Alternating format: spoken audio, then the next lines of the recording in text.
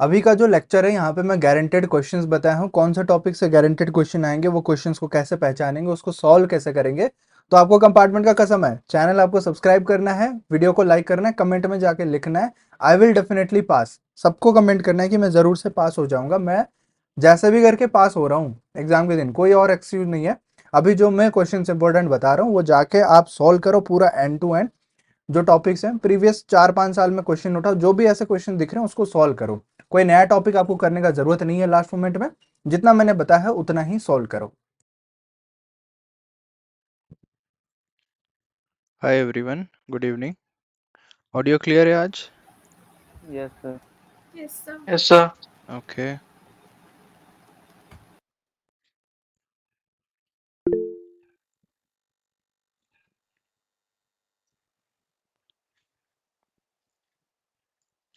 ठीक है, तो आज के इस क्लास में मैं हर चैप्टर के इम्पोर्टेंट और गारंटेड क्वेश्चंस बताने वाला हूँ। सो बी वेरी अटेंटिव, ताकि एंड तक तुम्हें पता चल जाए कौन से चैप्टर से क्या टॉपिक में क्वेश्चंस आएगा।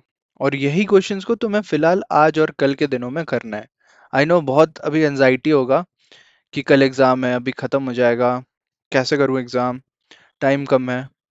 ये सभी डाउट्स को छोड़ो, बस जो बता रहा हूँ उसी पे फोकस करो। नो न्यू क्वेश्चंस, कोई क्वेश्चन नहीं आ रहा है तो उसको छोड़ दो। जो तुम्हें ऑलरेडी पता है उसी को रिवाइज करो। Don't go for new doubts. Doubts कल तक था, ठीक है, अभी नया क्वेश्चन मत देखो, नया डाउट्स मत करो। डायरेक्टली जो पढ़े हो उसी को बार बार रिवाइज करो, क्योंकि मैं अभी भी देख पा रहा हूँ बहुत सारे स्टूडेंट्स ऐसे हैं जो कि टॉपिक एक बार भी नहीं किए हैं, या फिर किए भी हैं तो उनको लग रहा है oh my God silly mistake हो गया। ओके, तो वो सब अवॉइड करने का कोशिश करो, रादर देन कि नया क्वेश्चन कर लेंगे, नया टॉपिक कर लेंगे और क्लियर कर लेंगे, जितना ज़्यादा से ज़्यादा सिलेबस गैदर कर लेंगे। That is wrong thought. Okay, तो क्या फोकस करना है अभी? You have to focus on, बताओ मुझे, you have to focus on Guaranteed question. Important guaranteed questions. Question, important questions, that's all. अभी no new topic, no new chapter, no new doubt. Clear? Yes, sir. Okay, Yes, sir. बस Important इसी Yes, को sir. questions. Revise करना है। Last 2 दिन revise नहीं करोगे तो फिर जितना भी पढ़ा हुआ है ना, सभी का पूरा मेहनत तुम्हारा जीरो हो जाएगा। Okay, and we don't want कि मेहनत जीरो हो जाए। सबको क्लियर है? चैट में मुझे वन बता दो if it is clear to each and every one of you.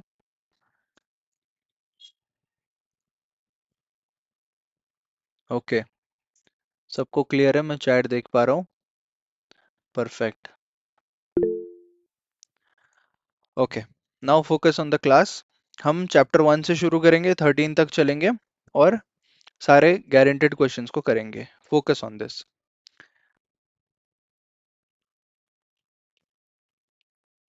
Guaranteed questions.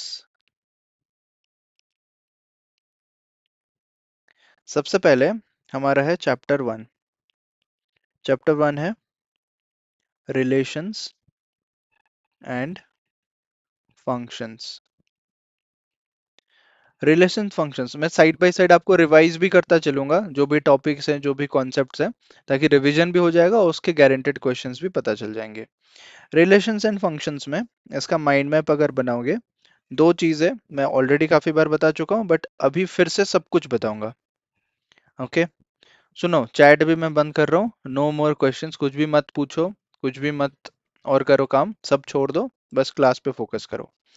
तो रिलेशंस एंड फंक्शंस, इसको अगर चैप्टर को डिवाइड करेंगे, एक है रिलेशंस, दूसरा है फंक्शंस। रिलेशंस में एक ही टॉपिक से क्वेश्चन पूछता है और बार बार लॉन्ग क्वेश्चन पूछेगा इसी टॉपिक से, जो कि है equi valence relation. Equivalence relation किसको कहते हैं? जो तीन प्रॉपर्टी को सेटिस्फाई करता हो, इसी को ही तुम्हें रिवाइज करना है। एक होता है रिफ्लेक्सिव रिलेशन, रिफ्लेक्सिव रिलेशन। दूसरा होता है सिमेट्रिक रिलेशन, सिमेट्रिक रिलेशन। और तीसरा होता है ट्रांजिटिव रिलेशन। ये 3 तुम्हें प्रूव करने बोलेगा कि अगर कोई भी क्वेश्चन में तुम्हें इक्विवेलेंस प्रूव करने बोल रहा है, you have to prove reflexive, symmetric and transitive. Reflexive मतलब same element to same element mapping, symmetric मतलब ए बी बी ए वाला जो कॉन्सेप्ट था, एंड ट्रांजिटिव मतलब ए बी बी ए दोनों ट्रू होना पड़ेगा तो ए सी भी हमारा ट्रू होगा। ये है इक्विवेलेंस। इक्विवेलेंस में एक और टॉपिक से क्वेश्चन पूछता है, इसी से रिलेटेड है। What is that topic? मैं चैट में भी इंटरेक्ट करते रहूंगा। इक्विवेलेंस से क्या टॉपिक है वो चैट में बताओ जल्दी।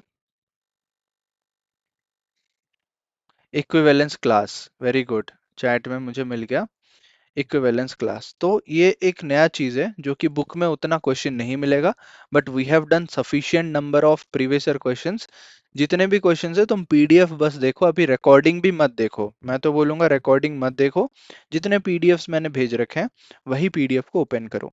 तो यहाँ से तुम्हें क्या पूछेगा? इक्विवेलेंस, इक्विवेलेंस क्लास, यहां से भी क्वेश्चन पूछ सकता है। इक्विवेलेंस क्लास का मतलब क्या होता है? अगर इक्विवेलेंस क्लास ऑफ टू दिया तो टू के साथ कौन से एलिमेंट्स रिलेटेड है वो सभी को तुम्हें लिखना है। और ऐसा नहीं कि बस टू दे सकता है, टू भी दे दिया साथ में थ्री भी दे दिया, तो टू के साथ क्या रिलेटेड है, थ्री के साथ क्या रिलेटेड है, अलग अलग तुम्हें लिखना है। ये हो गया इक्विवेलेंस रिलेशन। गारंटेड इसमें से क्वेश्चन आएगा, या फिर ऐसा एक क्वेश्चन और में रहेगा, एक मेन क्वेश्चन एक और में ये क्वेश्चन। तो मेन क्वेश्चन और क्या हो सकता है? फंक्शन है। अब फंक्शन में एक ही टॉपिक है, वो क्या है? That is bijective function. Bijective function. तो बाइजेक्टिव फंक्शन का मतलब क्या है? बाई मतलब टू, तो ऐसे दो प्रॉपर्टीज जो सेटिस्फाई कर रहे हो। बाइजेक्टिव में दो ही चीज होता है, वन वन फंक्शन और एक होता है ऑन टू फंक्शन। ये वन वन ऑन टू अगर दोनों सेटिस्फाई होते हैं then it will be bijective function. Okay, अब इसके अलावा और क्या मैटर करता है यहाँ पे? दोनों का नाम। काफी बार वन वन फंक्शन को बोला जाता है इंजेक्टिव फंक्शन, इंजेक्टिव, और ऑन टू को बोला जाता है सरजेक्टिव, सरजेक्टिव। तो इंजेक्टिव सरजेक्टिव जब दोनों हो जाता है तब वो बाइजेक्टिव कहलाता है। हो गया, ये हो गया बाइजेक्टिव फंक्शन। बाइजेक्टिव फंक्शन में और क्या पूछा जा सकता है? फंक्शन में जो और में क्वेश्चन रहेगा, या तो ये क्वेश्चन, ये दोनों और में रहेंगे और क्वेश्चन आएगा गारंटेड।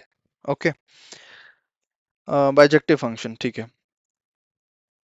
बाइजेक्टिव फंक्शन में एक और चीज पूछता है। क्या पूछता है मुझे चैट में बताओ, इफ यू नो इट, जल्दी से। किसी को पता है, याद आ रहा है? बाइजेक्टिव में चैट ऑन है। Many one no, one one many one वो तो अलग है, to show one one but not onto. Correct है, वो तो मतलब बाइजेक्टिव प्रूफ करने बोलेगा या फिर दोनों चेक करना है। और बताओ, रेंज डोमेन तो चेक करोगे नहीं, समथिंग एल्स कुछ क्वेश्चंस में देखने को मिला होगा। वन वन ऑन टू नहीं।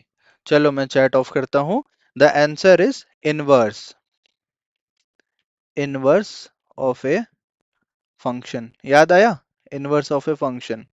तो इनवर्स ऑफ ए फंक्शन में करना क्या है? कुछ नहीं करना। जब ऑन टू में तुम लिखते हो f of x equals to y, x equals to in terms of y. Okay, f of x equals to y आता है, find the value of x in terms of y, in terms of y. जो भी value आएगा वो रहेगा तुम्हारा f inverse of x. Correct, that is the only thing you have to find out. Inverse में already questions हैं वो कर लो, बट वो उतना ज्यादा इंपॉर्टेंट नहीं है। सबसे दोनों प्रायोरिटी है, ये दोनों, ये दोनों में से ही पूछेगा और कोई टॉपिक नहीं है। Relations and functions, that's all. ठीक है, रिलेशंस एंड फंक्शन सबको क्लियर हुआ? Guaranteed questions, anything you would like to mention here, बताओ। ये आरटी नेक्स्ट कौन है? हैंड्रेज क्या है?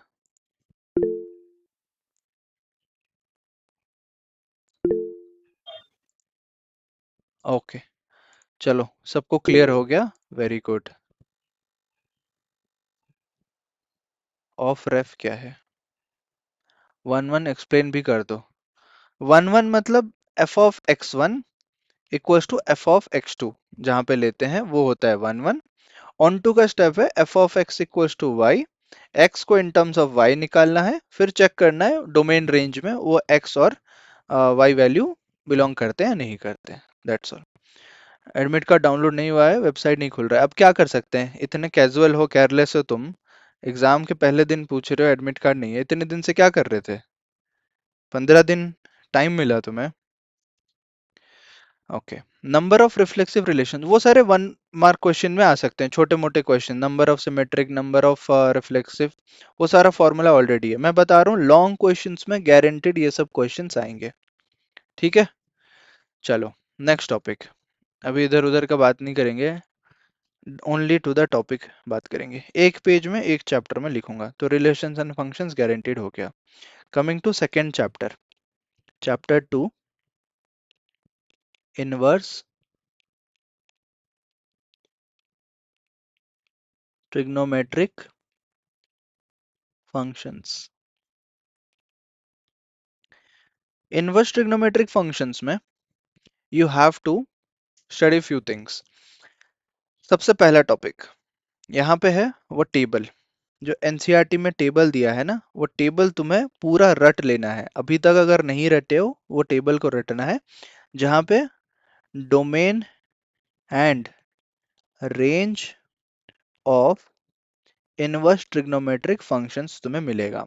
यहाँ से कौन सा वाला गारंटेड क्वेश्चन पूछेगा? दो यहाँ पे पॉसिबिलिटी है। एक पॉसिबिलिटी है असर्शन रीजन, असर्शन रीजन में क्वेश्चन पूछेगा, और दूसरा है केस स्टडी, केस स्टडी। ये तुम्हें गारंटेड कैसे भी करके पढ़ लेना है। यहाँ पे डोमेन रेंज पूछता ही पूछता है हर बार। Domain and range of inverse trigonometric functions, वो टेबल तुम्हें रटना है ताकि तुम चेक कर सको। अगर कॉट इनवर्स का बोलेगा तो not only sine inverse cos inverse, तुम्हें कॉट सेक कोसेक सभी का याद करना है। तो वो डोमेन रेंज बस याद ही करना है, याद करोगे तो डायरेक्ट तुम्हें मार्क्स मिल जाएगा। 1 मार्क होगा, 2 मार्क होगा, जो भी। असर्शन रीजन में क्वेश्चन पूछता है इसके रिलेटेड, ट्रू है, फॉल्स है, करेक्ट एक्सप्लेनेशन है। और केस स्टडी में, केस स्टडी से क्या पूछता है, जो नेक्स्ट थिंग है, that is about the graphs. पहले उतना इंपॉर्टेंट नहीं हुआ करता था, 3-4 साल पहले, बट अभी कुछ सालों से ग्राफ को भी इंपॉर्टेंस दिया गया है। तो ग्राफ्स में क्या पूछ रहा है? ग्राफ्स ऑफ, मैं बोलूंगा ट्रिग्नोमेट्री और इनवर्स ट्रिग्नोमेट्री दोनों को रिवाइज करो। Graphs of trigonometric, trigonometric and inverse trigonometric functions, ये दोनों के ग्राफ्स को तुम्हें पता होना चाहिए। और ये जो ग्राफ्स को जब हम नॉर्मली ड्रॉ करते हैं, जैसे अगर साइन इनवर्स का ग्राफ ड्रॉ करेंगे तो साइन इनवर्स का ग्राफ ऐसा होता है, बट सॉरी साइन थीटा का ग्राफ, साइन थीटा का ग्राफ ही है। बट इसी को जब हम रिवर्स करेंगे, वो ग्राफ उल्टा हो जाता है। उल्टा मतलब कैसे होता है? ऐसे होता है ग्राफ, ठीक है, वाई एक्सिस में आ जाता है वो ग्राफ। सो ये तुम्हें ड्रॉ करना आना चाहिए। जैसे केस स्टडी में शायद एक क्वेश्चन तुमने देखा होगा, मैं बहुत बार दिया हूँ, वो कॉस इनवर्स का ग्राफ पूछता है। ऐसे आधा ग्राफ बनता है ना यहाँ से, तो वो आधा ग्राफ कैसे बनता है, क्यों बनता है, कहाँ से बनता है, वो तुम्हें थोड़ा सा सोचना पड़ेगा। ठीक है, so these are the things, those are very important, तुम्हें ग्राफ्स पढ़ना है एनी हाउ। ग्राफ्स के अलावा इनवर्स ट्रिग्नोमेट्री से पूछता है,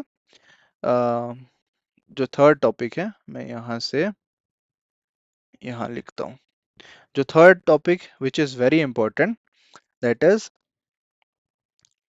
क्या बोलते हैं वो वर्ड को, बताना एक बार चैट में।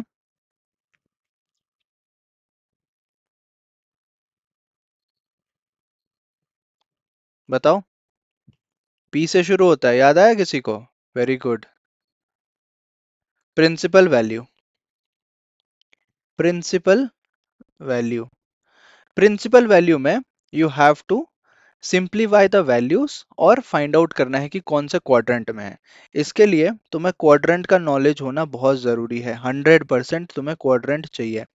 क्वाड्रेंट के लिए वही formula, all silver T cups या ऑल स्कूल टू कॉलेज। क्या पॉजिटिव है क्या नेगेटिव है? यहाँ ऑल पॉजिटिव, यहाँ साइन पॉजिटिव, और साइन का ऑपोजिट होता है कोसेक, कोसेक पॉजिटिव। यहाँ पे टैन पॉजिटिव, यहाँ पे कॉट पॉजिटिव, यहाँ पे कॉस पॉजिटिव और सेक पॉजिटिव। इतना याद रख लो। इसको हम पाई बाई टू बोलते हैं, इसको पाई बोलते हैं। ये 3 पाई बाई 2 होता है, ये 0 और 2 पाई होता है। 0 वापस घूम के आएगा। इसी डायरेक्शन में चलते हैं।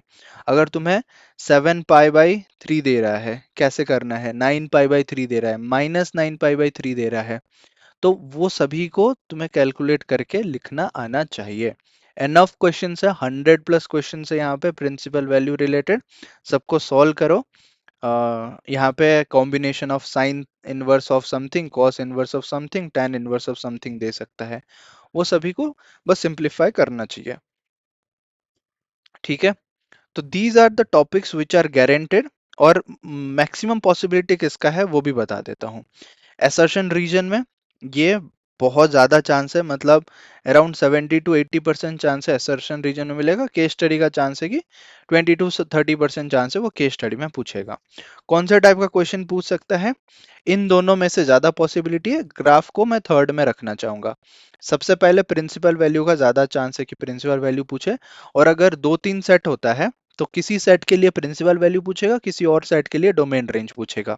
तो ऐसे अल्टरनेट करके भी वो पूछ सकता है। तो वो तो लक पे डिपेंड करता है किसको कौन सा सेट मिलेगा, कौन से स्कूल में क्या सेट आया होगा। तो उस हिसाब से मैं बोलूंगा यही सबको सब टॉपिक पढ़ना है। ऐसा नहीं कि मेरे सेट में ये आएगा तो मैं यही प्रिंसिपल वैल्यू ही करके जाऊंगा, नहीं। अगर ग्राफ पूछ लिया तो क्या करोगे, तो ग्राफ भी पढ़ के जाओ। So I request every one of you कि सब टॉपिक पढ़ के जाओ। कोई भी केयरलेस होके ये मत बोलना कि ये टॉपिक मैंने तो छोड़ दिया। कोई भी टॉपिक किसी को नहीं छोड़ना है। सो इनवर्स ट्रिग्नोमेट्री इतना था, बहुत छोटा चैप्टर है। मार्क्स वेटेज भी 2 से 3 मार्क्स का ही क्वेश्चन पूछता है मोस्टली। और रिलेशन फंक्शन 5 मार्क्स पूछता है। तो 5, 3, 8 मार्क्स दोनों का कॉम्बिनेशन है, रिलेशन फंक्शन और इनवर्स ट्रिग्नोमेट्रिक फंक्शन। सबको समझ आ गई है, चैट में बता दो जल्दी से। रिलेशन फंक्शन भी क्लियर हो गया और एनफ क्वेश्चंस कर चुके हो। Yes, very good.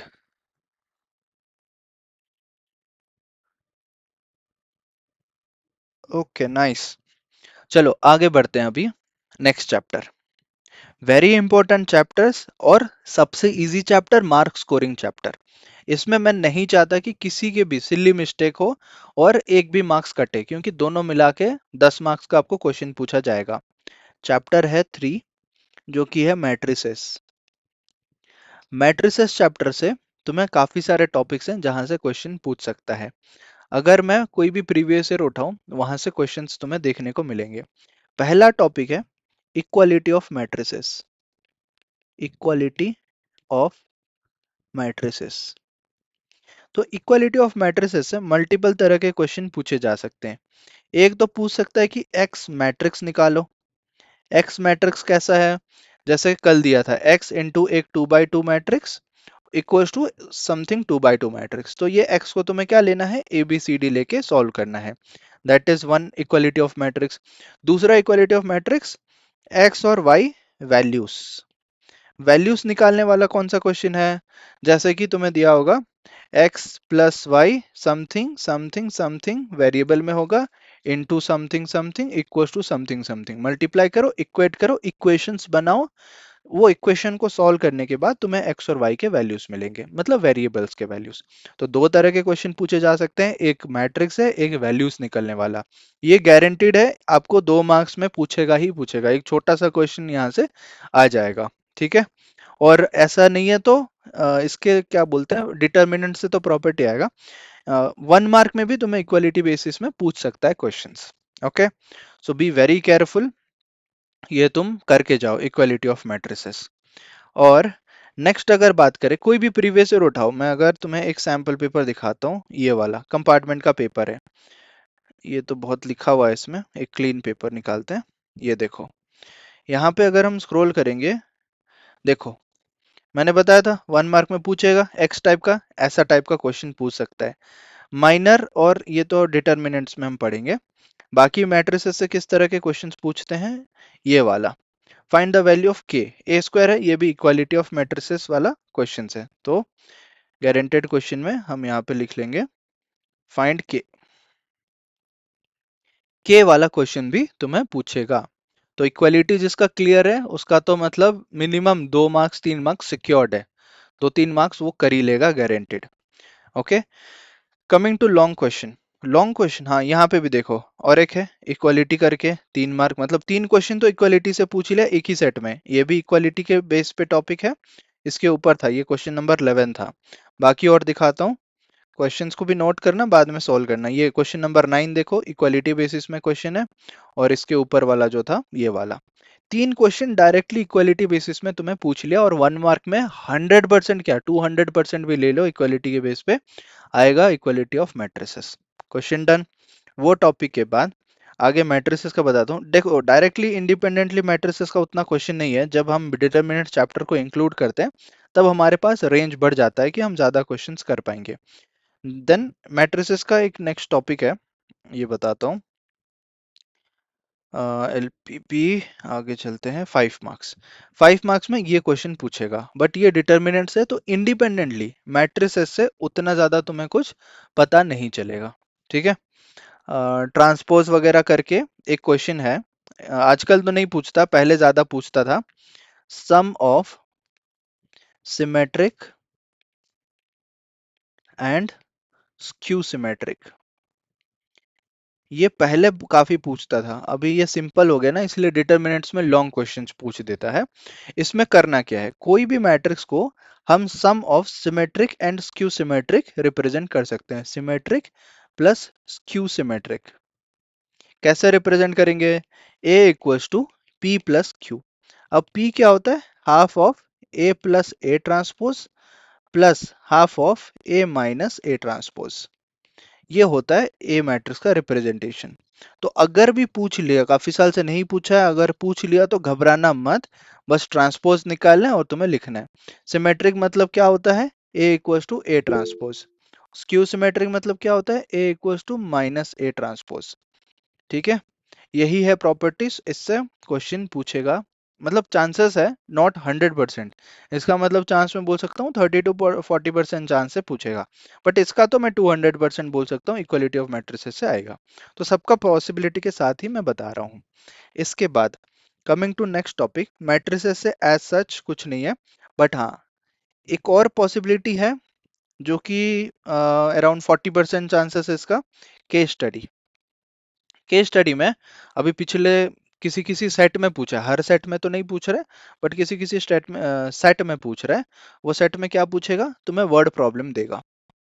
Word problem, word problem में जो भी गिवन है वो गिवन को तुम्हें कन्वर्ट करना है पहले मैट्रिसेस के फॉर्म में, और इक्वेशंस बनाना है।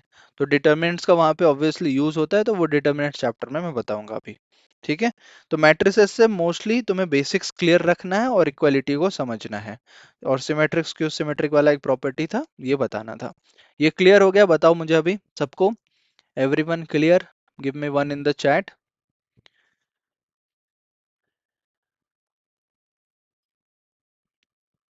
Okay, everyone is clear, very good.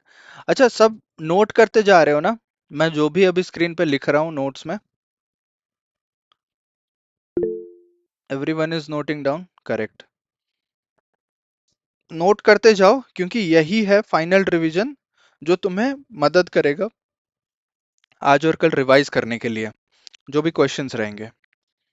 Okay जी, गुड्डू भैया, खत्म हो गया मेरा गुड्डू भैया कल रात को 10th एपिसोड। 5 मार्क्स क्वेश्चंस कितने होंगे, 4 क्वेश्चन होंगे, जिसमें से 2 calculus 2 non calculus, 10-10 mark 20 mark, मतलब 5 × 4, ठीक है। और थ्योरी क्वेश्चंस कोई पूछा नहीं जाता, थ्योरी में क्या ही पूछता है, एलपीपी से पूछता है, लीनियर प्रोग्रामिंग है तो कौन सा इक्वेशन होगा, लीनियर फंक्शन होगा, लीनियर इक्वेशन, वैसे टाइप का। और कोई थ्योरी जैसा चैप्टर नहीं है, you have to solve. Monday को पास आके देखो, आह, अच्छा, हाँ मंडे पास होके आ जाना। तो कितने लोग को अभी गारंटीड है कि मंडे पास हैं वो लोग, how many of you, just raise your hand, chat में भी बताओ, रेज भी कर लो hand, I just want to see. 11, 12, 14, 19, 26, 30, 32, 33, chat में तो उफ, मजा आ रहा है देख के। 38, सभी चैट में भी लिख रहे हैं।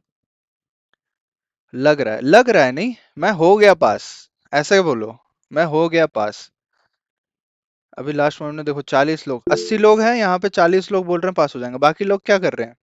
बाकी लोग भी हैंड रेस करो जल्दी से, 50 पहुंचने वाले हैं। 50 स्टूडेंट्स। ओके, 51, 52, 3। भाई साहब बढ़िया है। नर्वस हो रहा है, कोई बात नहीं, नर्वसनेस को हटाओ, क्योंकि नर्वस होने से ना परफॉर्मेंस डाउन होगा और कुछ नहीं। ये डर वर को छोड़ दो। बाकी सब हैंड रेस किए, थैंक यू सो मच। सब प्रेशर में तो नहीं कर रहे ना? कॉन्फिडेंस है भैया, गुड, वेरी गुड। चलो लेट अस कंटिन्यू, आगे बढ़ते हैं।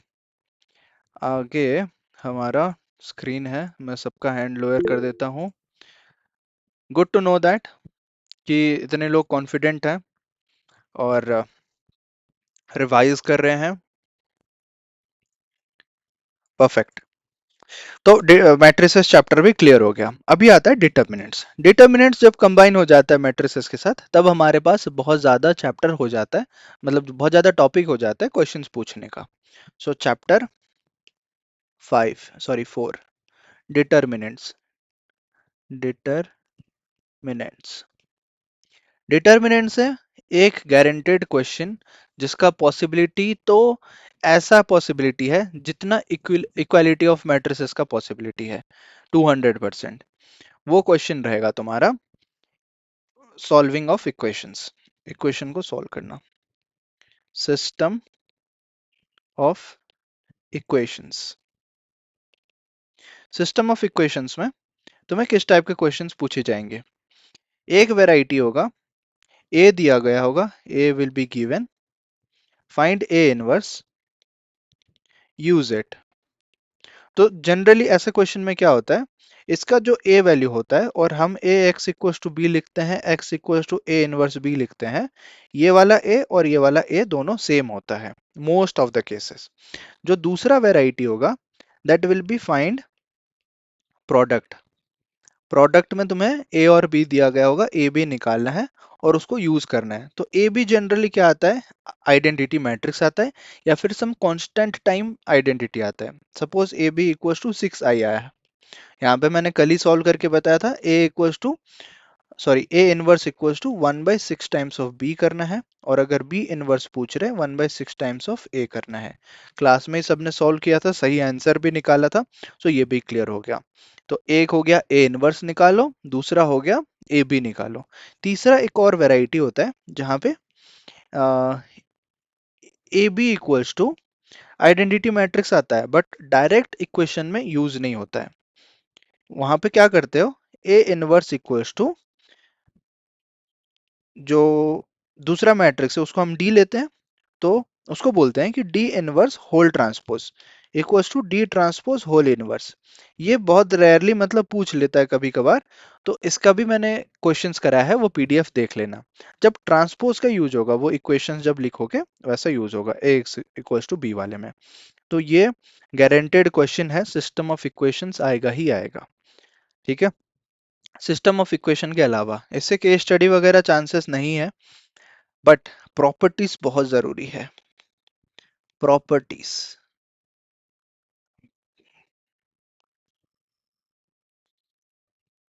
ओके। तो प्रॉपर्टीज में क्या आएगा, प्रॉपर्टीज किसका, प्रॉपर्टीज डिटर्मिनेंट्स का प्रॉपर्टीज। जैसे ए इनवर्स का मॉड इक्वल्स टू 1/mod ए, ऐसा प्रॉपर्टी। एडजॉइंट ए का डिटर्मिनेंट, ए का डिटर्मिनेंट नॉर्मली, फिर के ए का डिटर्मिनेंट। ये सभी प्रॉपर्टीज को तुम्हें थोड़ा सा ध्यान से रिवाइज करना पड़ेगा। ओके, ए का डिटरमिनेंट तो नॉर्मली निकल जाएगा, ये के पावर एन हो जाएगा और ए रहेगा, डिटरमिनेंट ऑफ ए यहाँ पे बचा रहेगा, det a power n minus one, adjoint a का डिटरमिनेंट। तो ये कुछ प्रॉपर्टीज हैं which you have to revise regularly, बार बार रिवाइज करो, 1 मार्क क्वेश्चन पूछा जा सकता है। कल भी हमने क्वेश्चन किया था और इसके क्वेश्चंस आते हैं रिपीटेड। प्रॉपर्टीज के अलावा यहाँ पे पेपर में देखो, जैसे ये वाला आया हैंस, हैंस का मतलब भी क्या है, you have to use it, use करके ही निकालना पड़ेगा। और एक 2 मार्क्स में एक क्वेश्चन पूछता है, 1 मार्क में भी पूछता है, A square minus 3a plus 5i equals to 0 दिया है। ऐसा टाइप के क्वेश्चन में अगर तुम्हें इनवर्स निकालने पूछ रहा है, तुम डायरेक्टली इनवर्स मत निकालो ए वैल्यू डाल के, वो तो नॉर्मल मेथड है। यहाँ पे you have to multiply multiply A inverse both sides. दोनों साइड में ए इनवर्स को मल्टीप्लाई करके ए इनवर्स जहां पे बचेगा वहां पे तुम्हें ए इनवर्स का वैल्यू निकालना है। और कोई तरीका नहीं है, तुम डायरेक्टली निकाल लोगे तो गलत रहेगा, that is not the objective. और क्या पूछता है यहाँ पे, डिटरमिनेंट से। अब देखो क्वेश्चन पूरा सेट देख लो, ये हो गया। ऊपर चलते हैं, डिटरमिनेंट्स, असर्शन रीजन। हाँ, असर्शन रीजन में ट्रिग्नोमेट्री वगैरह का भी पूछ लेता है, बट वो कभी कभार वाला चीज है, गारंटेड में नहीं है। हाँ, ये प्रॉपर्टी देखो, det a power adjoint a का डिटरमिनेंट, तो क्या करोगे, det a power n minus one, मतलब ये 6 है, 6 पावर ऑर्डर 3 माइनस वन, यानी कि 6 स्क्वायर 36। डायरेक्ट प्रॉपर्टी है, तो जिसको प्रॉपर्टी याद होगा date a power n minus one, वो डायरेक्टली यहाँ पे निकाल लेगा।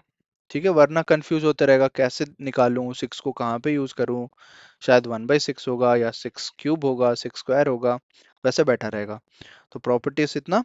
और ऐसे वाले क्वेश्चन है सिस्टम ऑफ इक्वेशंस, सबसे ध्यान देना है सबसे ज्यादा यहाँ पे, एक्स इक्वल्स टू बी। ये स्टेप्स भी क्या है, चलो स्टेप्स भी थोड़ा मैं बता देता हूँ यहाँ पे। सबसे पहले जो इक्वेशंस दिए होंगे, इक्वेशन को नहीं, इक्वेशन से पहले तो जो क्वेश्चन में पूछा होगा, ए इनवर्स पूछा है, ए इनवर्स निकाल लो। ठीक है, ए इनवर्स को फाइंड करो। देन सेकंड में इक्वेशन को इक्वेशंस को मैट्रिक्स के फॉर्म में लिखो और फिर उसको नाम दो, A x equals to B, X equals to A inverse B. अगर कोई find A inverse, use it, ऐसा कुछ भी नहीं बोला है, हम जनरली क्या करते हैं, ए इनवर्स निकालते हैं। ए इनवर्स का फॉर्मूला क्या होता है, एडजॉइंट ए बाई डेट ए। तो सबसे पहले एडजॉइंट निकालना पड़ेगा। तो ये सब कुछ करने से पहले तुम्हें det a is not equal to 0 लिख के ए इनवर्स एग्जिस्ट लिखना पड़ेगा। ए इनवर्स एग्जिस्ट, क्योंकि अगर डिटर्मिनेंट ही 0 हो गया ना, तो वो हम वैल्यू फाइंड आउट नहीं कर सकते। तो एडजॉइंट ए बाई डेट ए हो गया। एडजॉइंट ए बाई डेट ए जब हो जाएगा, तुम्हें डेट ए से डिवाइड नहीं करना है, वो 1/डेट ए को अलग से रखना है। एडजॉइंट ए एक मैट्रिक्स रहेगा, उसी को बी के साथ मल्टीप्लाई करना है। तो पहले इन दोनों को करो, फिर लास्ट स्टेप में इससे डिवाइड करो। ये किसका वैल्यू आएगा, जो एक्स वाई जेड रहेंगे, तीन इक्वेशंस अगर रह रहे हैं, उन तीनों का वैल्यू आएगा। अगर दो है एक्स वाई तो एक्स वाई का वैल्यू आएगा। यही है स्टेप्स। इतना कर लोगे, मैं कह रहा हूँ मैट्रिसेस एंड डिटर्मिनेंट्स पूरा खत्म, और कोई टेंशन लेने का जरूरत नहीं। 10 मार्क्स तुम्हारा, कोई नहीं छीन सकता। उधर से 8 मार्क्स रिलेशन फंक्शन और इनवर्स ट्रिग्नोमेट्री से 8, और ये 10 मार्क, 18 मार्क तुम्हारा। ये क्लियर हो गया determinants. Any doubt, anything you want to say, 4 chapter में। भैया हाँ जी। इसमें वो एरिया ऑफ ट्रायंगल भी तो पूछता है ना डिटर्मिनेंट में। हाँ, एरिया ऑफ ट्राइंगल भी एक है, कोलिनियर, एरिया ऑफ ट्राइंगल में ही आ जाएगा कोलिनियर, यहाँ पे लिख लो। कोफैक्टर एडजॉइंट के अंदर आ जाएगा, प्रॉपर्टीज में आ जाएंगे वो लोग। ये एरिया ऑफ ट्राइंगल। को फैक्टर नहीं भी, लेकिन भैया एरिया ऑफ ट्रायंगल वाला देखते हैं हर सेट में पूछता है। हाँ, ये एरिया ऑफ क्वेश्चन ट्राइंगल, यहाँ पे वो प्रॉपर्टी लिखना है कोलिनियर तुम्हें। कैसे प्रूफ होगा? Collinear area of area of triangle भैया ट्राइंगल को डिटर्मिनेंट में आ जाएगा ना। क्या, एरिया ऑफ ट्रायंगल डिटर्मिनेंट में आ जाएगा ना। हाँ डिटरमिनेंट में आएगा वो। तो यहाँ पे वो पॉइंट्स लिखना है तुम्हें, x1 y1, x2 y2, x3 y3, फिर 1 1 1। ये डिटरमिनेंट तुम्हारा है area of triangle. Delta equals to this is the formula. Okay, समझ में आया? Yes sir. ओके, जी भैया। तो डिटरमिनेंट सबका क्लियर है, बताओ डिटरमिनेंट्स एवरीवन। अरे चैट मैंने ऑन नहीं करा, चैट ऑन कर देता हूँ, बताओ डिटरमिनेंट सबको क्लियर हो गया।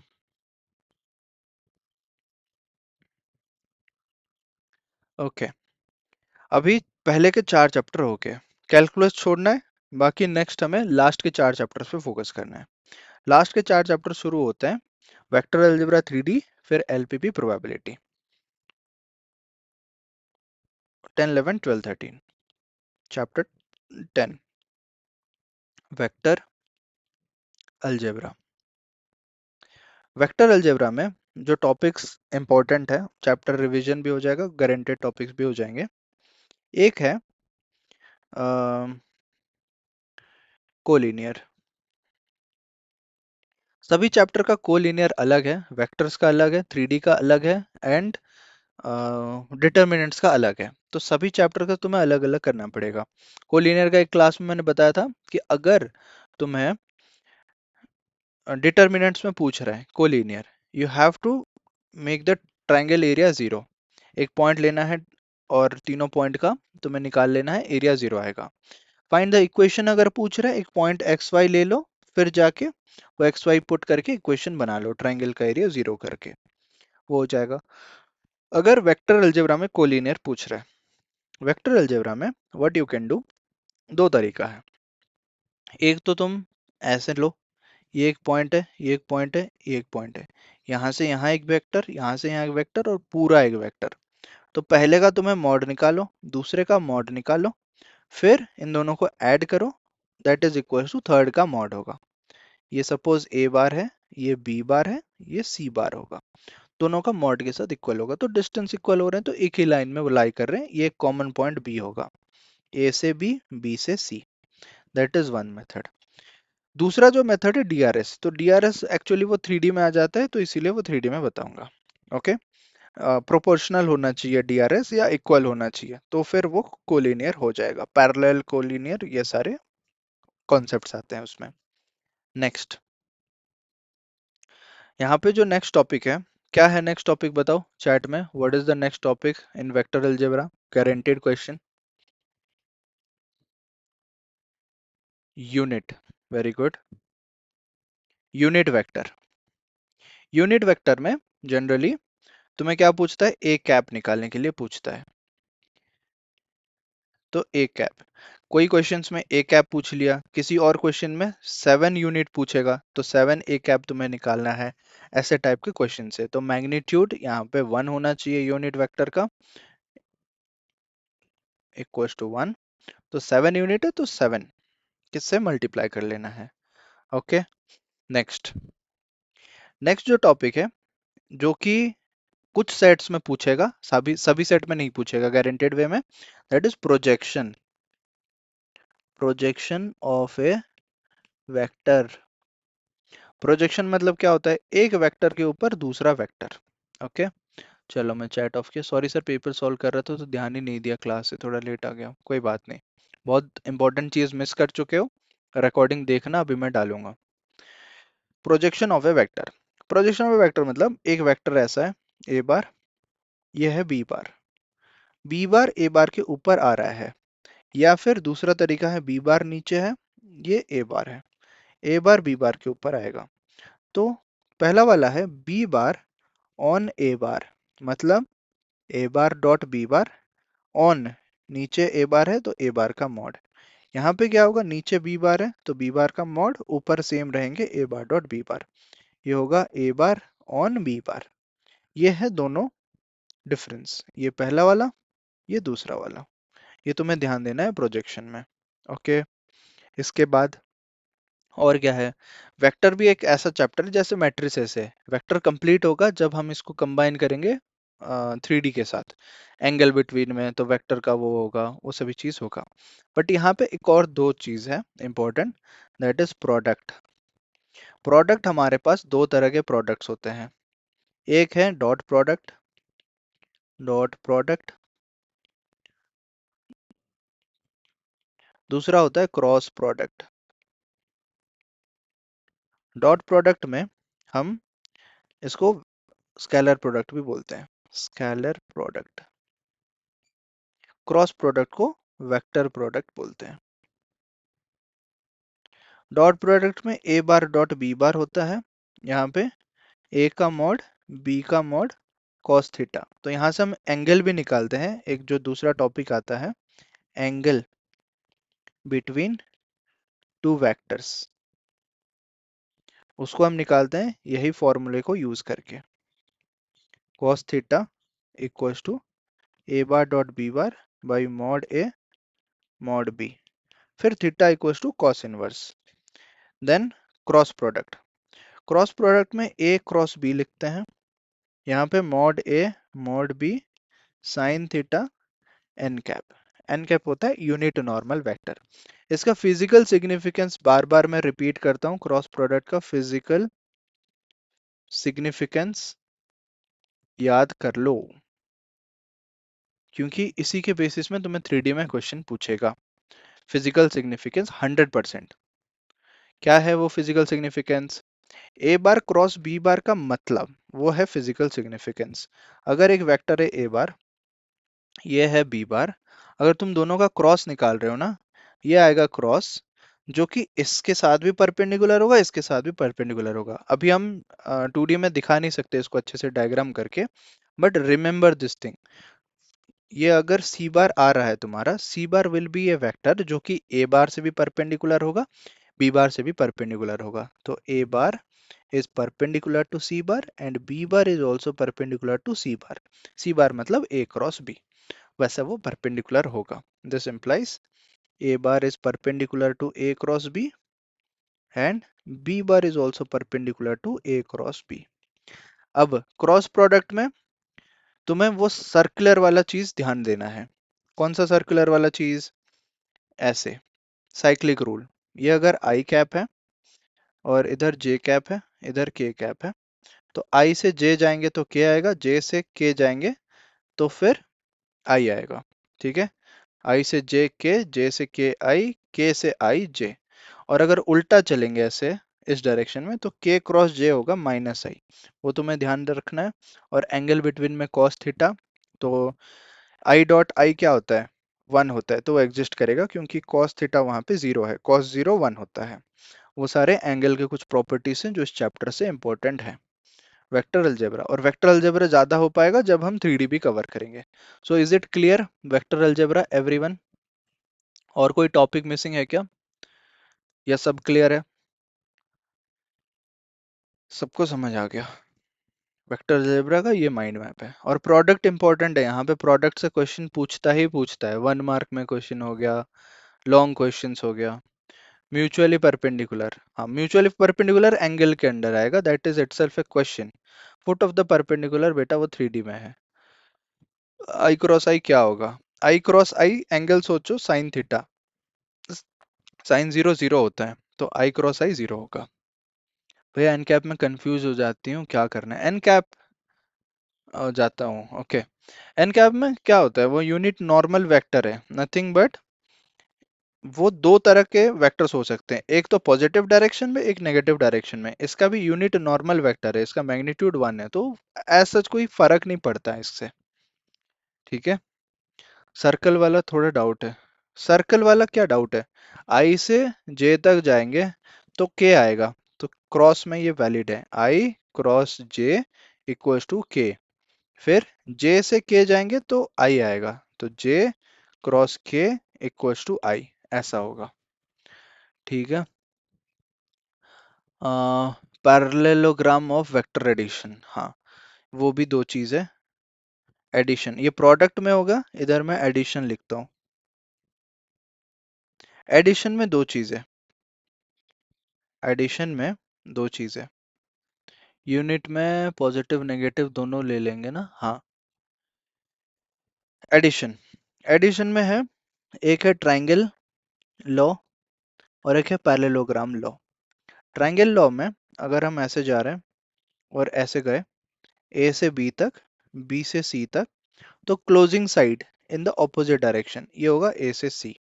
पैरेललोग्राम में अगर ऐसे दो पैरेललोग्राम से और ये वेक्टर दे रखा है, तो इसका ये वाला जो होगा, this is a bar, this is b bar, adjacent sides होंगे, डायगोनल जो होगा a bar plus b bar होगा।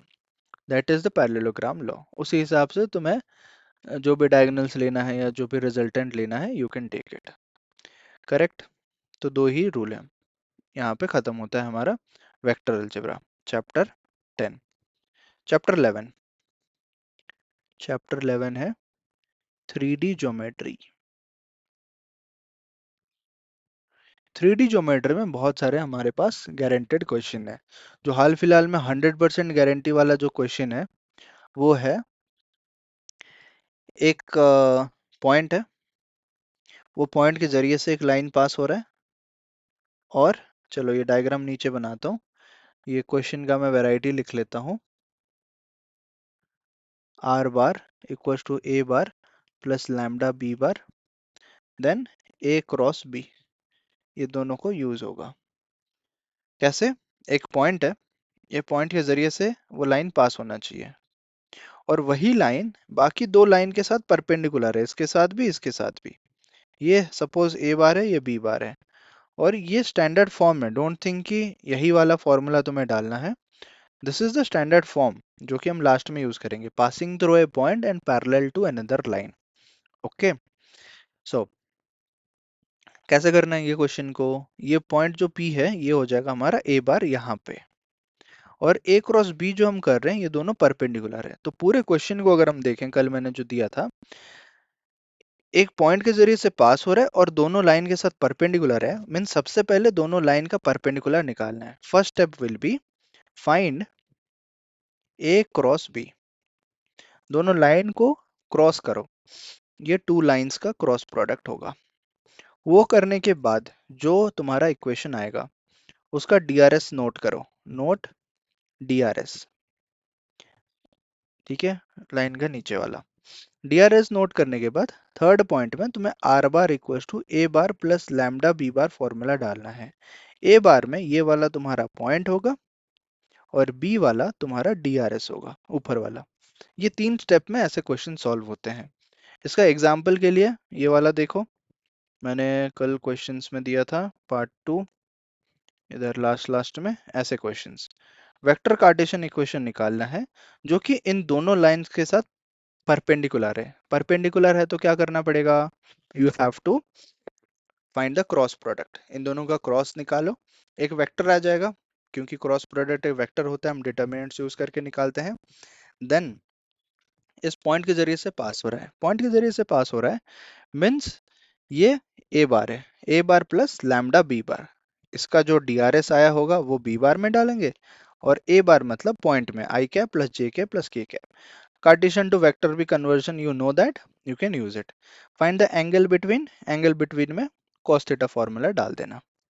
Okay, cos theta equals to this bar dot dot this bar divided by इसका मॉड उसका मॉड, वो कर सकते हैं। तो एक टॉपिक इसका गारंटेड है।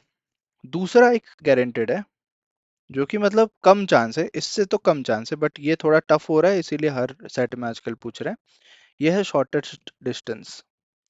Shortest distance between skew lines एक वैरायटी है, और दूसरा है बिटवीन पैरेलल लाइंस।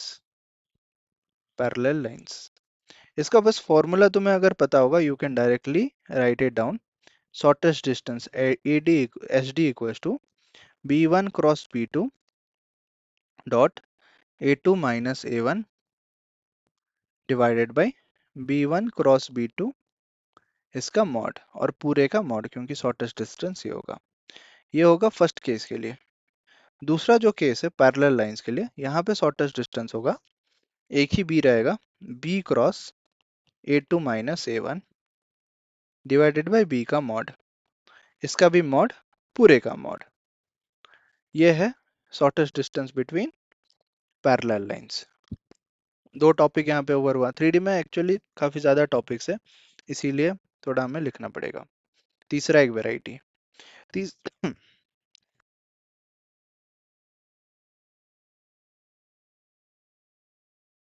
हाँ, तीसरा वेराइटी यहाँ पे देखो, क्वेश्चन पेपर में 5 मार्क्स में तुम्हें देखने को मिलेगा। Find the shortest distance, formula direct.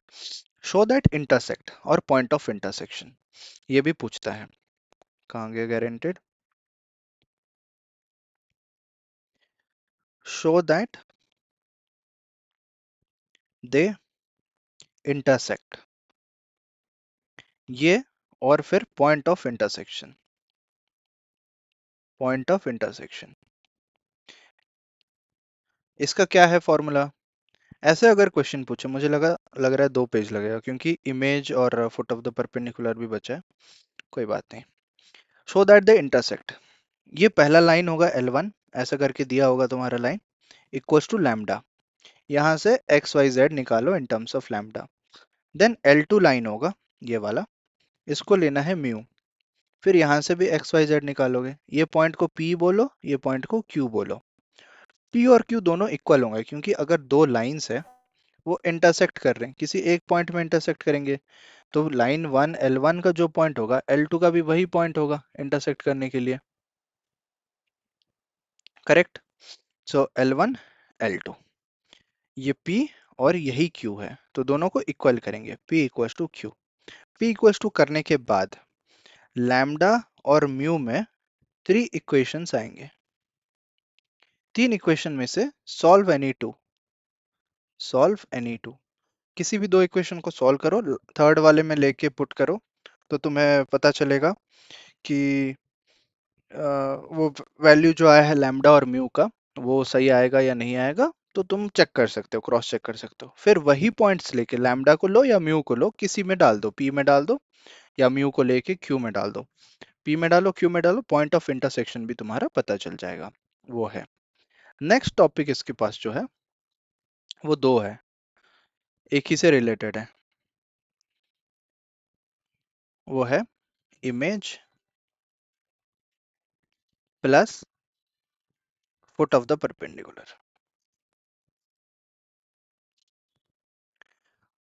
तो सबसे पहले यहाँ पे फुट ऑफ द परपेंडिकुलर देखते हैं। फुट ऑफ द परपेंडिकुलर में क्या है स्टेप्स? पहला स्टेप है, जो लाइन दिया है L1 उसको लैम्बडा लो, वो पॉइंट एक निकालो, any point on that line, ये लाइन है ना, ये पॉइंट है, ये पॉइंट से हम foot of the perpendicular draw कर रहे हैं, तो लाइन में हमें रैंडम पॉइंट चाहिए, ये सपोज पॉइंट A है और ये P है, तो इसको P लिखो, P in terms of lambda रहेगा। फिर हमें पता है कि ये पॉइंट है और ये भी एक पॉइंट आ गया, दोनों पॉइंट का अगर डिफरेंस निकालेंगे, A P equals to O P minus O A, क्या होगा? ओ पी माइनस ओ ए निकाल के जो तुम्हारा डी आर एस आएगा इसको नोट करो, फिर D R S of L1 जो लाइन आया होगा ना, लाइन ही दिया है, इसका डी आर एस, ये दोनों आपस में परपेंडिकुलर है, तो नेक्स्ट स्टेप लगेगा A1 A2 B1 B2 C1 C2, इसको जीरो कर दो, A1 A2 B1 B2 C1 C2 zero हो गया।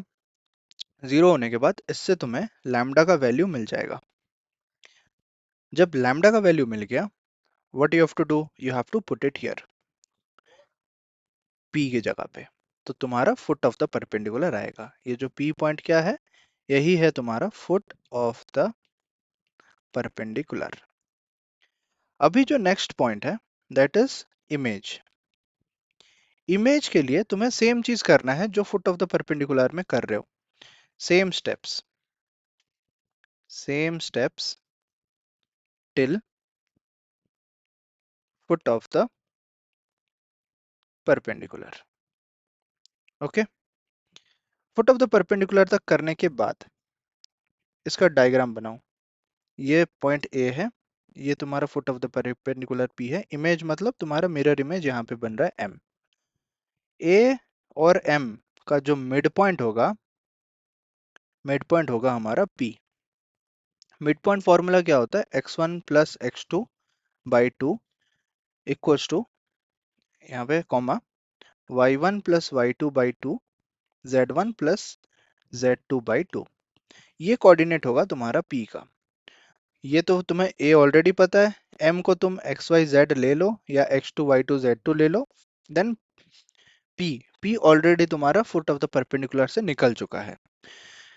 यहाँ पे तुम्हें क्या करना है, x1 x2 y1 y2 z1 z2 निकाल के इक्वल्स टू करना है p के साथ, तो तुम्हारा वैल्यू आ जाएगा वेरिएबल का, और वो वेरिएबल को m पे डाल देना है और m का वैल्यू आ जाएगा मिरर इमेज। तो m को हम क्या बोलेंगे, मिरर इमेज। तो मिरर इमेज में जो लाइन गिवन होता है उसी लाइन को ही हम कंसिडर करते हैं मिरर। तो मिरर से जितना दूर खड़े हो मिरर के अंदर भी उतने दूर आपका इमेज क्रिएट होगा। ये है टॉपिक। तो foot of the perpendicular image हो गया, शॉर्टेस्ट डिस्टेंस हो गया, show that the intersect point of intersection हो गया, पासिंग थ्रू परपेंडिकुलर ये वाला भी हो गया।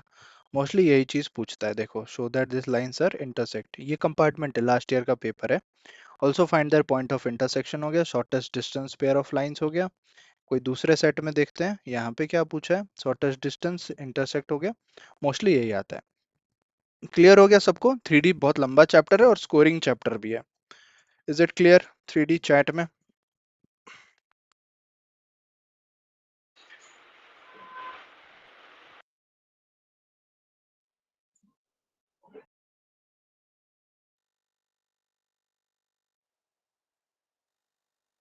ओके, नेक्स्ट क्या है यहाँ पे? Angle between two lines. Angle between two lines तो यहाँ पे है ना, एंगल बिटवीन टू वेक्टर्स मतलब वही टू लाइंस है। वही वाला फॉर्मूला 3D में भी यूज करोगे, एंगल cos थीटा। ओके, और पैरेलल परपेंडिकुलर का प्रॉपर्टी पता है, अगर कोई परपेंडिकुलर है तो a bar dot b bar equals to 0 होगा, और a bar cross b bar equals to 0 तो पैरेलल होगा। ओके, तो वेक्टर 3D खत्म। अभी और दो चैप्टर्स है। Next chapter 12, linear programming. Linear programming में क्या करना है? ये चैप्टर में दो ही तरह के क्वेश्चंस है, दो टॉपिक्स है एक्चुअली। एक है बाउंडेड बाउंडेड रीजन, दूसरा है अनबाउंडेड रीजन। ध्यान से सुनना अनबाउंडेड को, क्योंकि बाउंडेड तो हर कोई कर लेता है। बाउंडेड रीजन में क्या है? स्टेप्स। यहाँ पे 100% गारंटी है इसका। ये है क्वेश्चन, कहाँ गया?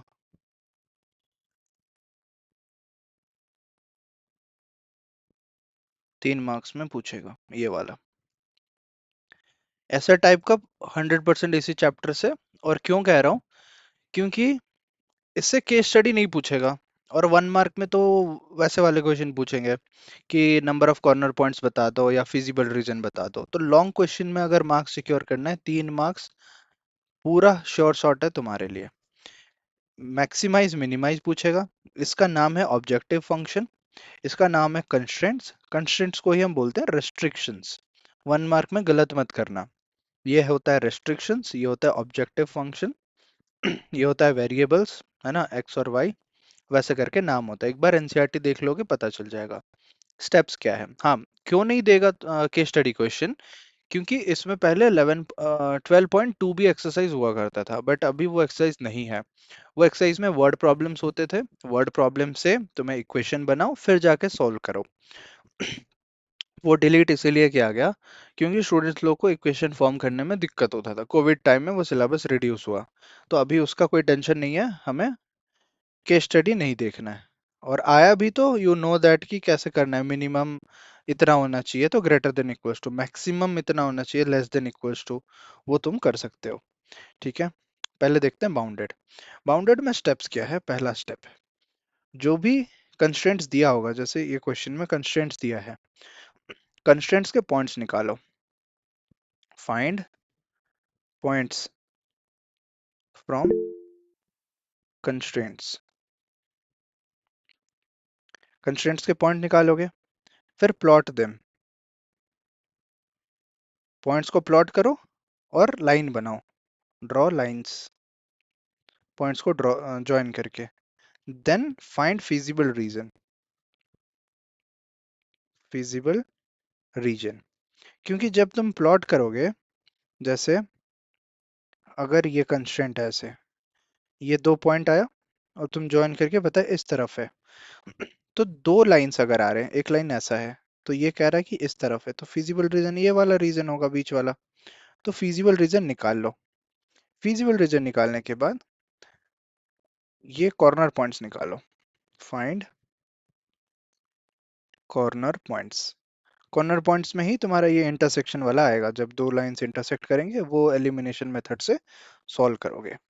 कॉर्नर पॉइंट जब निकल जाएगा, you have to make the table. Make the table. कौन सा टेबल? Z वाला टेबल, जहां पे मैक्सिमाइज या मिनिमाइज पूछा होगा। जो पूछा है, जिस पॉइंट में पूछा है, मैक्सिमम वैल्यू या मिनिमम वैल्यू, वो कर लो। देन एट विच पॉइंट, कौन से पॉइंट में मैक्सिमम वैल्यू मिनिमम वैल्यू आया है वो बता दो। आंसर खत्म। और कोई यहाँ पे नहीं है, बस स्टेटमेंट्स वगैरह थोड़ा लिखने में ध्यान देना, ये चैप्टर हो जाएगा। ग्राफ नीट एंड क्लीन बनाना और सभी सॉलिड लाइंस रहेंगे, यहाँ पे कोई डॉटेड लाइन नहीं है। बट अनबाउंडेड केस में थोड़ा सा डिफरेंट है। अनबाउंडेड में same steps as in bounded. Bounded में जो जो स्टेप्स है वो तुम्हें स्टेप्स करने पड़ेंगे। एक्स्ट्रा क्या रहेगा? जब तुम्हें पता चल जाएगा अनबाउंडेड है, अनबाउंडेड मतलब ऐसे क्लोज्ड फिगर नहीं बन रहा होगा, ऐसे ओपन फिगर बनेगा, बट उसके भी कॉर्नर पॉइंट्स आएंगे जो एक्सिस को ऐसे टच करके जा रहे होंगे ऐसे। तो वो कॉर्नर पॉइंट्स तुम्हें निकालने हैं, प्लॉट भी करना है, मैक्सिमम मिनिमम भी निकालना है। वहां पे एक स्टेटमेंट लिखना है, मे और मे नॉट बी। वो ऑलरेडी पता है, मे और मे नॉट बी। तो जब मे और मे नॉट तुम वो स्टेटमेंट लिखोगे, उसी के बाद तुम्हें एक इनइक्वालिटी बनाना पड़ेगा। ये पहला है। दूसरा है मेक इनइक्वालिटी। वो इनइक्वालिटी कैसे बनता है उसका फॉर्मूला मैंने दिया है। z लिखो, लेस देन लिखो या ग्रेटर देन लिखो, डिपेंडिंग ऑन द वैल्यू की मैक्सिमम है या मिनिमम है। तो ऐसे मैं बोलता हूँ, ये पहला वाला z होगा, दूसरा वाला मैक्स या मिन का साइन होगा, और यहाँ पे मैक्स या मिन का वैल्यू होगा। इससे अच्छे से समझ आएगा। z मतलब for example 2x plus 3y है। लेस देन लिखेंगे क्योंकि मिनिमम दिया है, और मिनिमम वैल्यू आया है सपोज 17। तो ऐसे करके हम इनइक्वालिटी बनाएंगे। ये लेस देन ही रहेगा, यहाँ पे ग्रेटर देन नहीं होगा। थर्ड स्टेप में graph it, graph the inequality. जो इनइक्वालिटी आएगा उसको ग्राफ करो, और इन डॉटेड लाइन, इन डॉटेड लाइंस। क्यों डॉटेड लाइंस में? क्योंकि यहाँ पे जो है इक्वल टू नहीं होगा तो लाइंस के ऊपर वाले पॉइंट्स नहीं आएंगे। ऐसे क्वेश्चन पूछे जाते हैं 1 मार्क में भी, कि ओपन हाफ क्लोज हाफ, वो सारे क्वेश्चंस भी आ सकते हैं 1 मार्क में, बट गारंटेड वाले मैं लॉन्ग क्वेश्चंस बता रहा हूँ। तो ऐसा आएगा, ये ग्राफ करना है तुम्हें, इनइक्वालिटी बनाना है। इनइक्वालिटी बनाने के बाद नेक्स्ट स्टेप रहेगा find feasible region. Feasible region, feasible reason किसका? इसका निकालोगे। अगर तुम्हें कॉमन दिख रहा है, यहाँ पे दो कंडीशंस आएगा। कॉमन दिख रहा है, कॉमन, तो यस, तो तुम क्या बोलोगे? नो मैक्स और मिन वैल्यू। अगर कॉमन नहीं दिख रहा है तो तुम बोलोगे कि जो आया था वही हमारा मैक्स और मिन वैल्यू रहेगा। मिन वैल्यू एज इट इज, जो एज इट इज हमने किया था इस स्टेप तक, वही वाला रहेगा। मे और मे नॉट लिख के हमने शुरू किया था ना, वो कंक्लूजन हमें यहाँ पे पता चलेगा, रीजन कॉमन होगा या नहीं होगा। यही है पूरा बाउंडेड और अनबाउंडेड का कॉन्सेप्ट। मैंने पूरा चैप्टर ही पढ़ा दिया लगभग। ये समझ आया सबको? चैट में और माइक में मुझे बताओ। Everyone clear LPP? Yes sir. Okay, yes sir. Correct. Sir आप ये वाला भी पॉइंट ऐड कर सकते हो कि वो था ना कि बाउंडेड कंटेनिंग द ओरिजिन वगैरह वाला भी आप लिख सकते हो, क्योंकि वो बहुत बार पूछते हैं 1 मार्क में। हाँ, वो तो बताया ना मैंने अभी, वो शॉर्ट क्वेश्चन है तो वो हो जाएगा। तने रिपीट, रिपीट क्या करूं मैं इसमें? लास्ट वाला कॉमन रीजन, क्वेश्चन सॉल्व किए होगे तो समझ गए होगे ना, ये पढ़ा तो मैं नहीं रहा हूँ। और तन्ने तुम बताओ मुझे, ये क्या मैं रिपीट करूं इसमें? फिजिबल रीजन के साथ फिजिबल रीजन ये आया, डॉटेड लाइन यहाँ बना, इसका फिजिबल रीजन इस तरफ आया, तो दोनों में कोई कॉमन है नहीं। दोनों में कॉमन नहीं है तो फिर क्या करेंगे? बोलेंगे कि जो मैक्सिमम मिनिमम आया था वही रहेगा वैल्यू। बट अगर इसका फिजिबल रीजन इस तरफ है तो दोनों में ये वाला पोर्शन कॉमन रहेगा। अगर कॉमन रहेगा तो हम बोलेंगे कि इसका कोई मैक्सिमम मिनिमम वैल्यू नहीं है। ये होगा इसका आंसर। प्रोबेबिलिटी, सचिन यादव कब से प्रोबेबिलिटी प्रोबेबिलिटी कर रहा है? चैप्टर 1 से ही प्रोबेबिलिटी शुरू करूंगा। सारे चैप्टर बता रहा हूँ, बाकी सब में फेल होना है क्या? चलो, एलपीपी सबका डन है। Coming to last chapter, chapter 13, probability.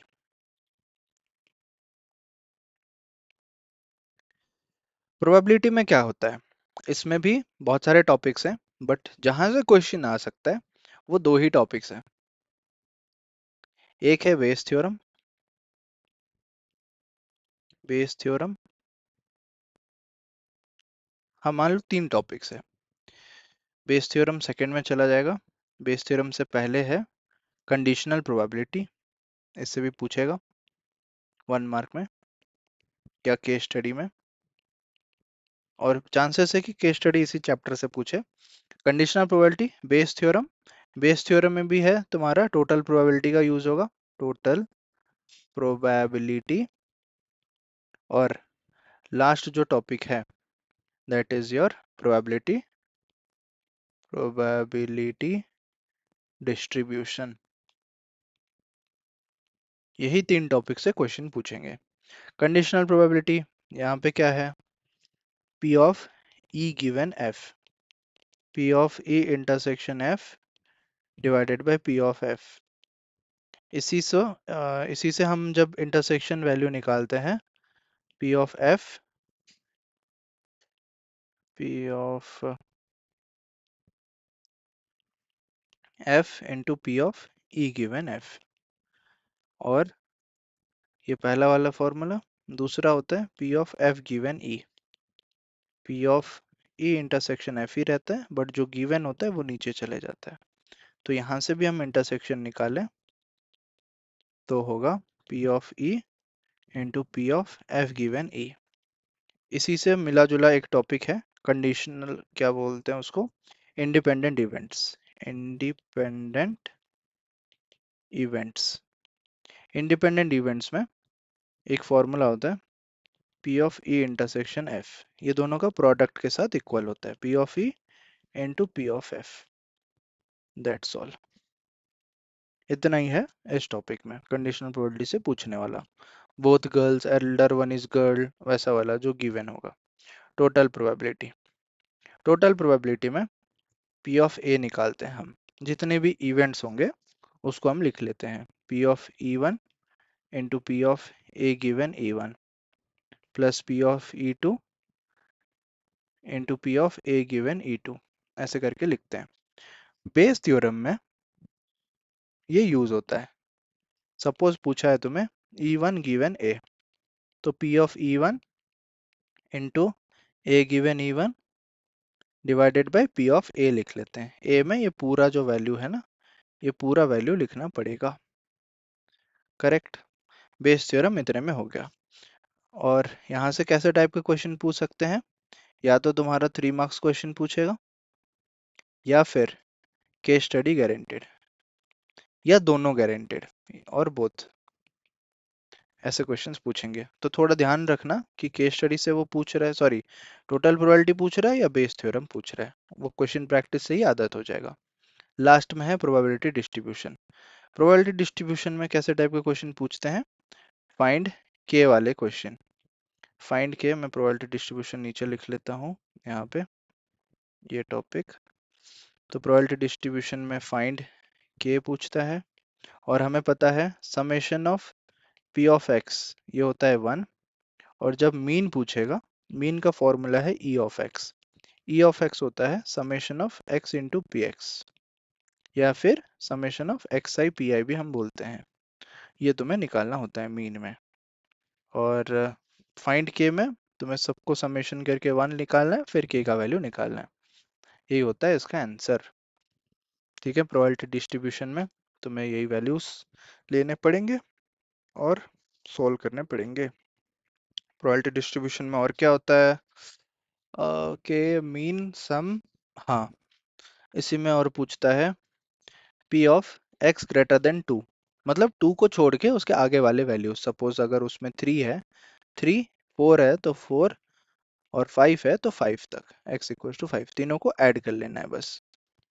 Okay, less than 2 है तो 0 1, ये दोनों को ऐड करना है।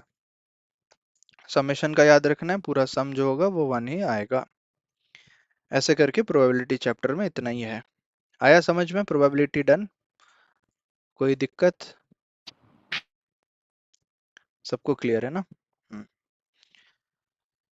तो यहाँ पे खत्म होता है हमारा सारा चैप्टर, ऑल रिवीजन, 8 चैप्टर्स भैया इन 9 पेजेस। हाँ सर ये बोलो। मल्टीप्लिकेशन थ्योरम भी आएगी यही है ना इसमें? मल्टीप्लिकेशन थ्योरम, इसी को ही मल्टीप्लिकेशन थ्योरम बोलते हैं, ये वाला और ये वाला। भैया एक वेक्टर चैप्टर में इशू था छोटा सा। हाँ बोलो। भैया लाइक डायरेक्शन कोसाइंस और डायरेक्शन रेशियोज में क्या डिफरेंस है? मैं कोई एक अक्सर कंफ्यूज हो जाता हूँ। अगर कोई वेक्टर है a bar equal to I plus J plus K, इसका DRS जो होगा इसका कोफिशिएंट, और अगर DCS निकालना है इसका DCS, तो पहला का कोफिशिएंट सपोज ये है x divided by square root of x square plus Y square plus Z square, comma y divided by this square root value z by square root value, ये होता है DCS।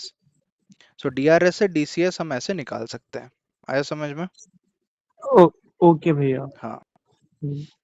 और Cartesian to vector, vector to Cartesian, वो conversion भी थोड़ा सीख लेना हर कोई, दैट विल बी जरूरी। भैया पी कैप निकालने वाला, पी कैप कौन सा पी कैप? ये नोट्स और कॉल थोड़ा जल्दी भेज देना। हाँ अभी मैं 10 मिनट में इसको भेज रहा हूँ, नोट्स और रिकॉर्डिंग भी। रिकॉर्डिंग में यूट्यूब में डाल दूंगा, पहले तुम लोग को भेज दूंगा, रात में बाकियों के लिए अपलोड करूंगा, but it will be visible link से। और बताओ। भैया हाँ जी। सर एक मतलब वेक्टर वाले से चैप्टर पे हम्म। सर मतलब मैंने आपको भेजा था उसमें सर मतलब ऐसे वेक्टर की सर ऑल साइड निकालनी थी उसमें मतलब समझ में नहीं आया मतलब कौन सी साइड मतलब all.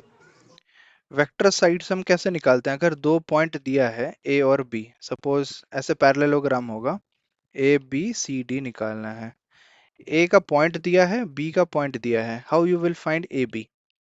Anyone, how to find A B vector? Sir B minus A. B minus A, हाँ yes, B minus O B B minus minus A. O A.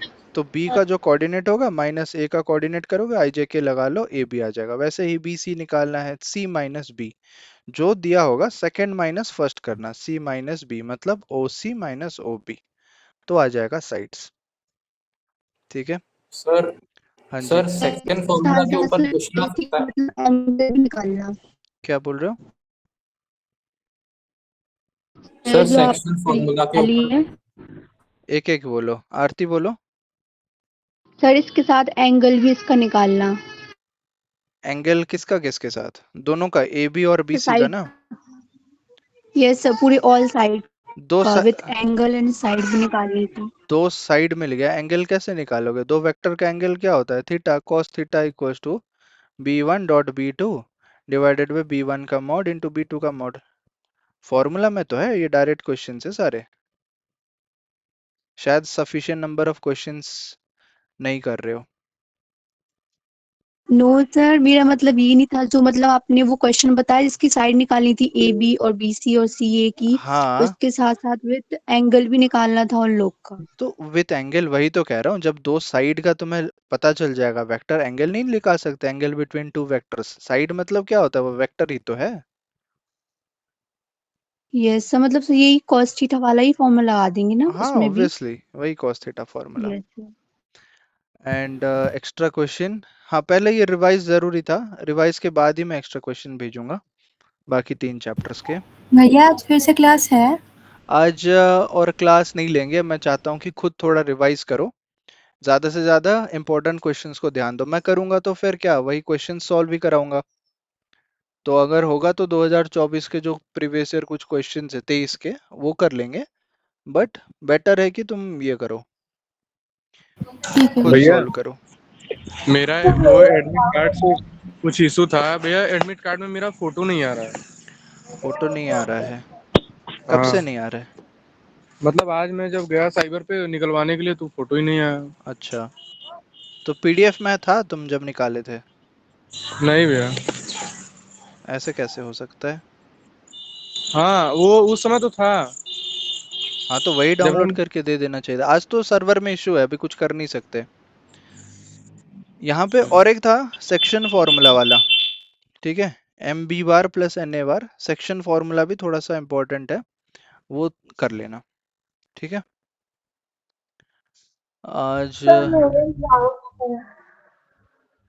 क्या बोल रहे हो अद्रिजा, पूछो। हाँ कि अगर वो फुट ऑफ द पर्पेंडिकुलर में इमेज का कोऑर्डिनेट गिवन हो और फुट ऑफ द पर्पेंडिकुलर का जैसा कार्टेशियन फॉर्म में रहता है वो गिवन हो तो भी एक ही टाइप से करेंगे ना। हाँ उसी हिसाब से इसको तुम मान लेना अननोन वैल्यू। ये पॉइंट पूछा होगा, इमेज दिया होगा, ऐसा क्वेश्चन एक था जहाँ पे यहाँ पे ये m है, मिरर इमेज गिवन है, ये पूछा है। तो इसको तुम unknown value X Y Z consider कर लो, इसको फिर मिड पॉइंट निकाल लेना, यहाँ से फुट ऑफ द परपेंडिकुलर बना लेना, हो जाएगा। पी एम होगा या एम पी होगा? क्या pm होगा? pm low mp low, that doesn't matter, वो सेम ही आएगा। Okay sir. डिफरेंस निकालोगे तो वो a1 a2 b1 b2 c1 c2 points में डालोगे, you will get same values.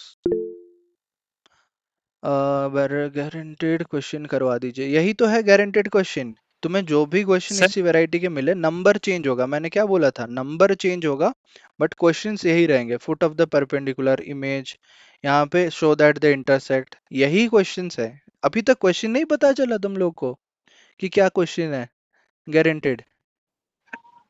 भैया बता। 2000 हाँ।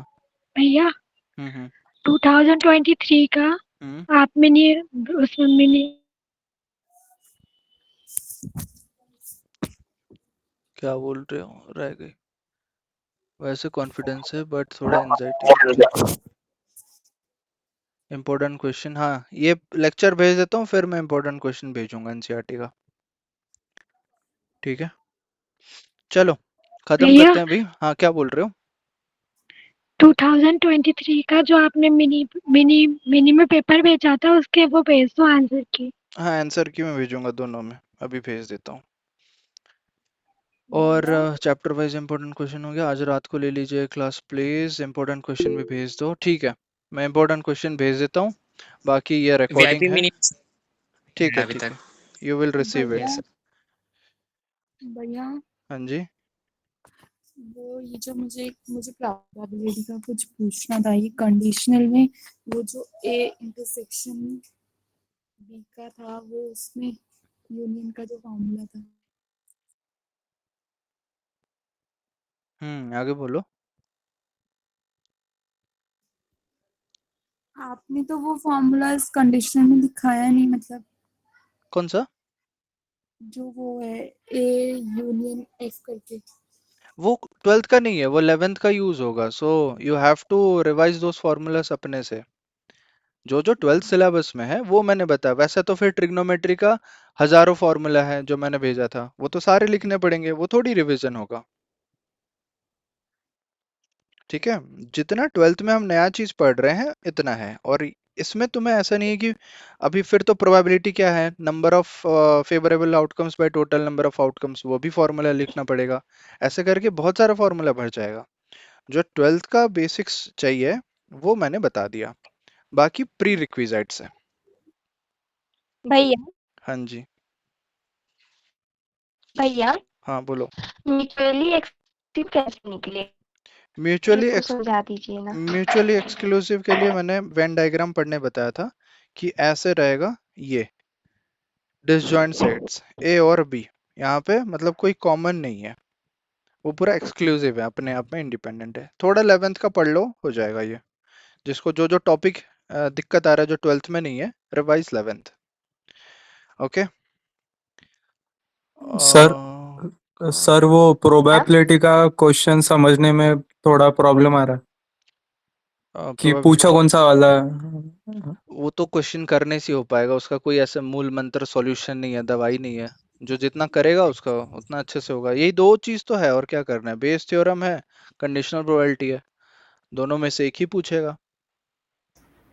अब बाकी स्टूडेंट्स कैसे कर पा रहे हैं, वही ज्यादा से ज्यादा क्वेश्चन सॉल्व करके एनसीईआरटी बनाओ, अच्छे से हो जाएगा, और कुछ मत करो। मेरे से भी सर वो प्रोबेबिलिटी के नियम बन रहे थे, लेकिन हमने जो एनसीईआरटी भेजा उसी को मैंने पूरा रट हाँ लिया। एनसीईआरटी ही रट लो, हो जाएगा, कोई भी दिक्कत नहीं होगा।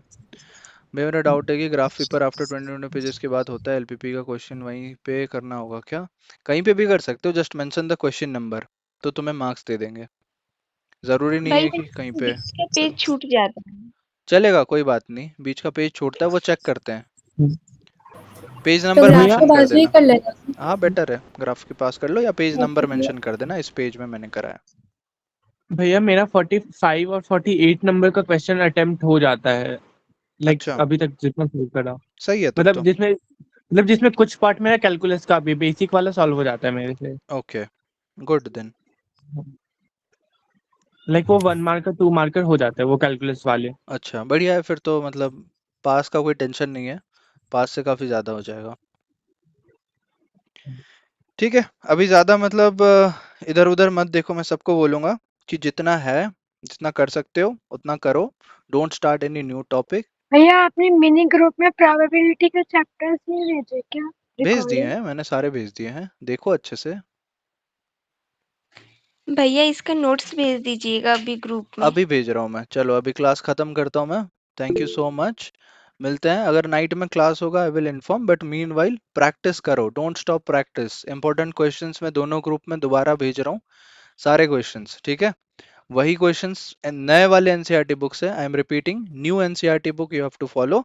वही बुक में मार्क करो और करो, वरना फिर पुरानी बुक में करते रहोगे, फिर देखोगे ये तो एक्सरसाइज ही नहीं है, ऐसे थोड़ी होगा। तो नए वाले बुक से करो। एंड और लास्ट मोमेंट में क्या करना है, ये जो 9 पेज का पीडीएफ है, 8 चैप्टर्स तुम्हें मिल जाएंगे, 3D का ही 2 पेज है, बाकी सबका एक एक पेज में पूरा चैप्टर मेमोरी माइंड मैप है। इसको यूज करो, सॉल्व करो, यूज करो, you will get guaranteed pass marks. Okay चलो, thank you everyone, bye bye.